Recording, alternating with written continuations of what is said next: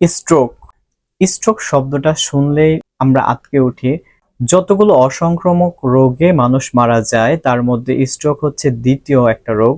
অনেকেই স্ট্রোক এবং হার্ট অ্যাটাকের সাথে গুলিয়ে ফেলেন, আসলে দুইটা সম্পূর্ণ আলাদা রোগ এবং আলাদা জায়গায় হয়ে থাকে। তাই অবশ্যই স্ট্রোকের ব্যাপারে আমাদের সতর্ক থাকতে হবে। আতঙ্ক না হয়ে আমরা এই ব্যাপারে যদি সচেতন থাকি, ইনশাল্লাহ দেখা যাবে আমরা এই ধরনের রোগ থেকে মুক্তি পেতে পারি। স্ট্রোক জিনিসটা কি? স্ট্রোক হচ্ছে আমাদের মস্তিষ্কের একটা রোগ। যদি কোনো কারণে আমাদের মস্তিষ্কের মধ্যে যে ব্লাড সাপ্লাই রয়েছে, যে আর্টারি গুলো রয়েছে, যদি কোনো কারণে আর্টারি গুলো ব্লক হয়ে যায় অথবা ফেটে যায়, তখন আমাদের মস্তিষ্কের একটা অংশ অচল হয়ে যায়, ওই সেলগুলো ড্যামেজ হয়ে যায় এবং এই প্রক্রিয়াটিকে বলা হয় স্ট্রোক। এর ফলে আমাদের মস্তিষ্কে রক্ত চলাচল বন্ধ হয়ে যায়, মস্তিষ্কের কার্যক্ষমতা হারিয়ে ফেলে। অনেক ক্ষেত্রে রোগী প্যারালাইজড হয়ে যায়, অনেক ক্ষেত্রে রোগী মৃত্যুবরণও করতে পারে। তাই অবশ্যই স্ট্রোকের ব্যাপারে আমাদেরকে জানতে হবে, সচেতন থাকতে হবে। তাই আজকে আমি আমার এই ভিডিওতে স্ট্রোকের কারণ, লক্ষণ, কিভাবে বুঝবেন যে স্ট্রোক হয়েছে কিনা এই সম্পর্কে আলোচনা করব। আপনি যদি এই সম্পর্কে জানতে চান অবশ্যই ভিডিওটি না টেনে সম্পূর্ণ দেখবেন, এবং আপনি যদি আমার চ্যানেলে নতুন হয়ে থাকেন অবশ্যই চ্যানেলটি সাবস্ক্রাইব করে রাখবেন। আসসালামু আলাইকুম, আমি ডক্টর নাজমুল আলম ফয়সাল। আজকে আমি আলোচনা করব স্ট্রোক সম্পর্কে এবং এর কিছু গুরুত্বপূর্ণ লক্ষণ সম্পর্কে। চলুন শুরু করা যাক।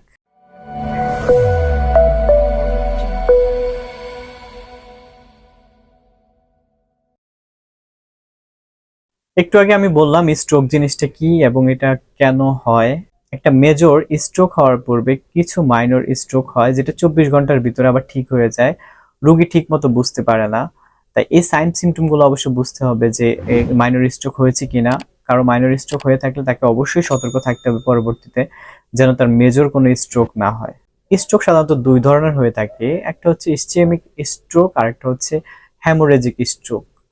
ইসচেমিক স্ট্রোকের ক্ষেত্রে যদি মস্তিষ্কের রক্তনালী কোনো কারণে বাধাপ্রাপ্ত হয়ে যায়, রক্ত চলাচল যদি কোনো কারণে বন্ধ হয়ে যায় ওই এরিয়াটিতে, তখন সেটাকে বলা হয় ইসচেমিক স্ট্রোক। আর হেমোরেজিক স্ট্রোক হচ্ছে মস্তিষ্কের কোথাও যদি রক্তনালী ছিঁড়ে গিয়ে রক্ত প্রবাহ শুরু হয়, মস্তিষ্কে রক্তক্ষরণ হয়, তখন সেটাকে বলা হয় হেমোরেজিক স্ট্রোক। স্ট্রোক কেন হয়? আমরা যদি স্ট্রোক থেকে বাঁচতে চাই তাহলে স্ট্রোক কেন হয় সেটা জানতে হবে এবং সেই কাজগুলোকে অ্যাভয়েড করতে হবে। যে সকল রোগের কারণে স্ট্রোক হতে পারে সেই রোগগুলোকে নিয়ন্ত্রণ রাখতে হবে, নিয়মিত ডাক্তারের পরামর্শ নিতে হবে, নিয়মিত ওষুধ খেতে হবে।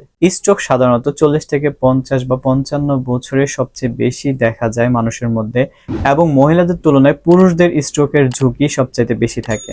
স্ট্রোকের প্রধান কারণ হচ্ছে উচ্চ রক্তচাপ, এবং এই কারো যদি হাই ব্লাড প্রেশার থাকে এবং সেটা যদি অনিয়ন্ত্রিত থাকে তাহলে তার স্ট্রোকের ঝুঁকি অনেক বেশি। এছাড়া যদি কারো কোলেস্টেরল বেশি থাকে শরীরে, এবং যদি কেউ সেডেন্টারি লাইফ লিড করে, অলস জীবন যাপন করে, শুয়ে বসে থাকে, কায়িক পরিশ্রম না করে, তার স্ট্রোকের ঝুঁকি অনেক বেশি থাকে। এছাড়াও যদি কারো ডায়াবেটিস থাকে এবং সেটা যদি অনিয়ন্ত্রিত থাকে তাহলে তার স্ট্রোকের ঝুঁকি বাড়ে। এছাড়াও কেউ যদি ধূমপান করে, কেউ যদি ড্রিঙ্কস করে, তাহলে তার স্ট্রোকের ঝুঁকি অনেক গুণ বেড়ে যায়। কারো যদি অতিরিক্ত ওজন থাকে, ওবেসিটি থাকে, তারও স্ট্রোকের ঝুঁকি রয়েছে। এছাড়া যদি কারো হার্টের রোগ থাকে তার স্ট্রোকের ঝুঁকি রয়েছে। যে সকল মহিলারা জন্ম নিয়ন্ত্রণ বড়ি খায় তাদের বা বার্থ কন্ট্রোল পিল খায় তাদেরও স্ট্রোকের ঝুঁকি অনেক বেশি থাকে। এছাড়া যদি কারো ফ্যামিলিতে বাবা মা ভাই বোন, বিশেষ করে বাবা মা ভাই বোনদের যদি স্ট্রোকের হিস্ট্রি থাকে তাহলে অবশ্যই তার এই ব্যাপারে সতর্ক থাকতে হবে, কেননা পরবর্তীতে তারও স্ট্রোকের ঝুঁকি রয়েছে।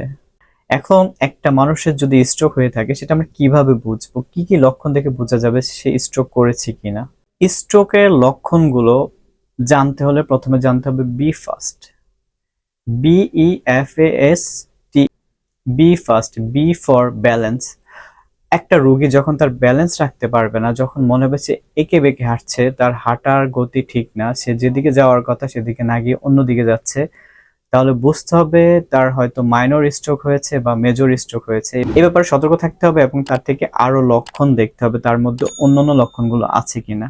তার আই কন্টাক্ট ঠিক আছে কিনা, তার চোখ ঠিক মতো কাজ করছে কিনা, নাকি চোখের পাতা নিজে নিজে বন্ধ হয়ে যাচ্ছে, এই ব্যাপারগুলো খেয়াল রাখতে হবে। এগুলো যদি হয় তাহলে বুঝতে হবে সে স্ট্রোক করেছে।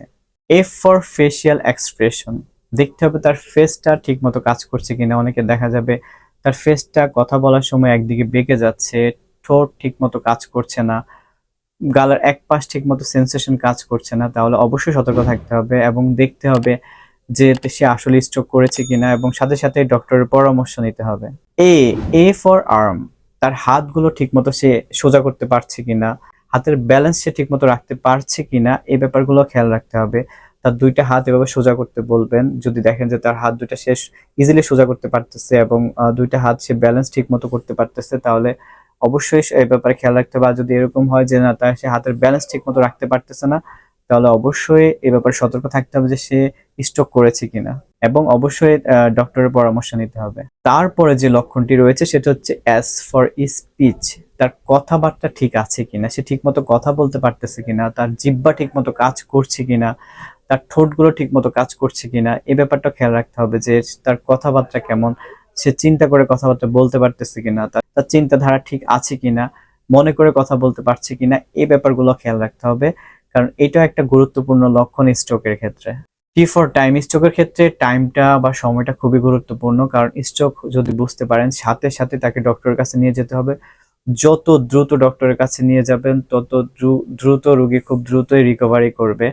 কারণ দেখা যায় দেরি করে ডক্টরের কাছে নিলে দিন দিন তার প্যারালাইজড হয়ে যেতে পারে শরীরের অন্যান্য অংশ, কারণ স্ট্রোক হওয়ার ফলে ব্রেনের সেলগুলো খুব দ্রুতই ডিস্ট্রয় হতে থাকে, নষ্ট হতে থাকে। তাই যত দ্রুত সম্ভব রোগীকে ডক্টরের কাছে নিয়ে যেতে হবে, যত দ্রুত সম্ভব রোগীকে হসপিটালে নিয়ে সাথে সাথে তার এই ব্যাপারে স্ট্রোকের জন্য স্পেশাল যে ডক্টর রয়েছেন তাকে দেখাতে হবে, এবং খুব দ্রুত রোগীর চিকিৎসা নিতে হবে যেন রোগী খুব দ্রুতই সুস্থ হয়ে যায়। এবং যদি 3 থেকে 4 ঘন্টার ভিতরে রোগীকে খুব দ্রুতই হসপিটালে নিয়ে আইডেন্টিফাই করা যায় যে তিনি স্ট্রোক করেছেন কিনা, এবং সেই অনুযায়ী যদি তাকে চিকিৎসা দেওয়া হয়, ইনশাল্লাহ দেখা যাবে রোগী খুব দ্রুতই রিকভারি বা ব্যাক করা সম্ভব। তাই এই লক্ষণগুলো অবশ্যই মাথায় রাখতে হবে, এবং এই ধরনের লক্ষণ হলে অবশ্যই অ্যাভয়েড করা যাবে না এবং অবহেলা করা যাবে না। অবশ্যই রোগীকে ডক্টরের সাথে পরামর্শ করে তার স্ট্রোকের চিকিৎসা নিতে হবে। স্ট্রোক পরবর্তী অনেকেরই দেখা যায় প্যারালাইজড হয়ে যায়, সেই ক্ষেত্রে দেখা যায় এটার জন্য আপনি যখন ফিজিওথেরাপি বা ডক্টরের পরামর্শ মতো ওষুধ খাবেন, সেই সাথে আপনি হোমিওপ্যাথি চিকিৎসা নিতে পারেন, কারণ এই ক্ষেত্রে অনেক ভালো কাজ করে স্ট্রোক পরবর্তী রোগীদের রক্ত চলাচল স্বাভাবিক করার জন্য, অঙ্গগুলো স্বাভাবিকভাবে চলাফেরা করার জন্য। নিয়মিত চিকিৎসার সাথে সাথে যদি হোমিওপ্যাথি চিকিৎসা নেয়, ইনশাল্লাহ দেখা যাবে তিনি খুব দ্রুতই রিকভারি করবেন, তিনি খুব দ্রুতই আস্তে আস্তে স্বাভাবিক অবস্থায় ফিরে আসতে পারবেন। এখন আমরা কিভাবে স্ট্রোক থেকে মুক্ত থাকতে পারবো, স্ট্রোকটাকে আমরা কিভাবে প্রতিরোধ করতে পারি সেই ব্যাপারে জানবো।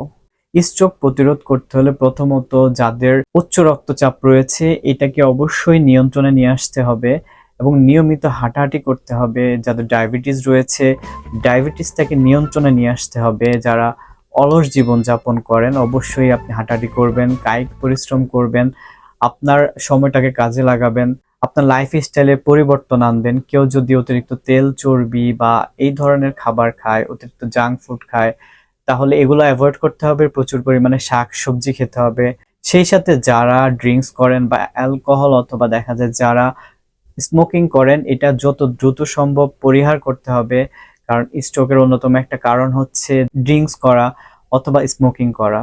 কেউ যদি জন্ম নিয়ন্ত্রণ পিল খেয়ে থাকেন অবশ্যই সেটা খুব দ্রুতই বন্ধ করে দেবেন, এবং কেউ যদি লবণ খান কাঁচা লবণ অ্যাভয়েড করবেন। কারো যদি কোলেস্টেরল অনেক বেশি থাকে সেটা অবশ্যই নিয়মিত ব্যায়ামের মাধ্যমে কোলেস্টেরলের পরিমাণটাকে কমিয়ে আনতে হবে। কারো যদি অত্যাধিক ওজন থাকে খুব দ্রুতই সে ওজনটাকে কমিয়ে ফেলতে হবে, বিএমআই ফলো করতে হবে, এবং কমপক্ষে প্রতিদিন 20 থেকে 30 মিনিট হাঁটতে হবে। শরীরের অতিরিক্ত মেদ ভুঁড়ি কমিয়ে ফেলতে হবে, এবং দুশ্চিন্তা মুক্ত থাকতে হবে। অবশ্যই মাইন্ডটাকে ফ্রেশ রাখতে হবে। তাই এই বিষয়গুলো যদি আপনি নিয়মিত ফলো করতে পারেন তাহলে ইনশাল্লাহ আপনি অনেকটাই মুক্ত থাকবেন স্ট্রোকের ঝুঁকি থেকে। এতক্ষণ আমরা স্ট্রোক সম্পর্কে পুরোপুরি একটা ধারণা পেলাম, এ থেকে কিভাবে মুক্তি পাবো, এর লক্ষণ, এর বিভিন্ন সাইন সিমটম সম্পর্কে, এটাতে কি ক্ষতি হতে পারে সে সম্পর্কে জানলাম। ভিডিওটি যদি ভালো লাগে অবশ্যই লাইক কমেন্ট শেয়ার করবেন এবং আমার চ্যানেলটি সাবস্ক্রাইব করে রাখবেন। ভালো থাকবেন, সুস্থ থাকবেন, ইনশাল্লাহ দেখা হবে পরবর্তী কোনো ভিডিওতে। আসসালামু আলাইকুম।